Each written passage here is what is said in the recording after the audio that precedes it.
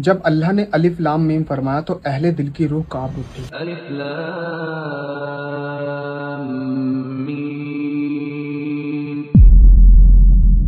قرآن میں آیا الف لام میم ذالک الکتاب لا ریب فیہ ھدی للمتقین، یعنی یہ وہ کتاب ہے جس میں کوئی شک نہیں اور تقوی رکھنے والوں کے لیے ہدایت ہے۔ اس میں حروف مقطعات الف لام میم ایک روحانی کوڈ ہے، اور یہ آیت بتاتی ہے یہ راز صرف ھدی للمتقین پر ہی کھلے گی۔ اس لیے الف لام میم کو سمجھنے کے لیے متقین کو سمجھنا ہوگا، اور متقین کو سمجھنے کے لیے 5 سینسریز سمجھنا ضروری ہے۔ انسان 2 طریقے سے سنتا ہے، اپنے کانوں سے شور شرابہ اور اپنے اندر روح کی آواز بھی سنتا ہے۔ انسان 2 طریقے سے دیکھتا ہے، دنیا کو اپنی آنکھوں سے اور ایک اندر کی آنکھ سے جسے قلبی آنکھ یا تیسری آنکھ کہتے ہیں۔ محسوس کرنا، جب انسان کے جسم میں درد ہوتا ہے تو وہ اسے محسوس ہوتا ہے، اور جب انسان اللہ کے قریب ہوتا ہے تو اس کی خدائی بھی اسے محسوس ہوتی ہے۔ سونگنا، انسان صرف خوشبو یا بدبو نہیں، اگر انسان بے داغ ہے تو وہ روحانی طاقتوں کو بھی سونگ سکتا ہے۔ چکھنا، انسان صرف کھانے کے ذائقے میں فرق نہیں بلکہ حرام حلال میں بھی فرق کر سکتا ہے، اور یہ وہی مقام ہے جب انسان کے 5 سینسریز میں تقوی داخل ہو جاتا ہے۔ اور جیسے ہی یہ انسان ھدی للمتقین کی منزل تک پہنچتا ہے تو قرآن کی آیتیں اس پر کھلنا شروع ہو جاتی ہیں۔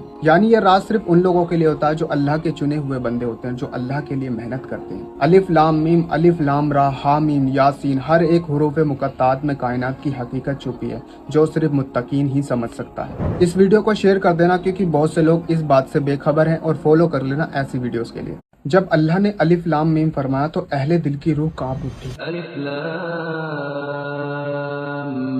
میم۔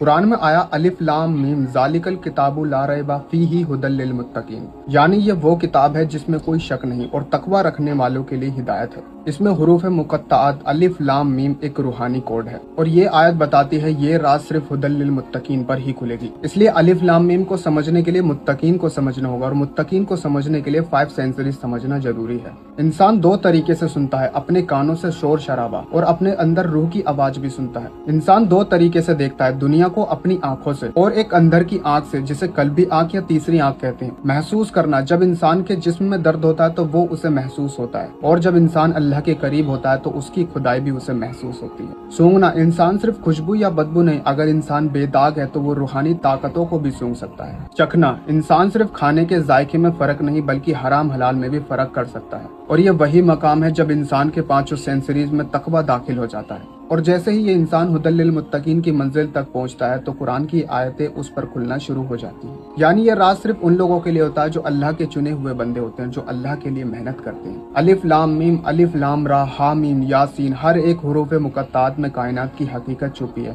جو صرف متقین ہی سمجھ سکتا ہے۔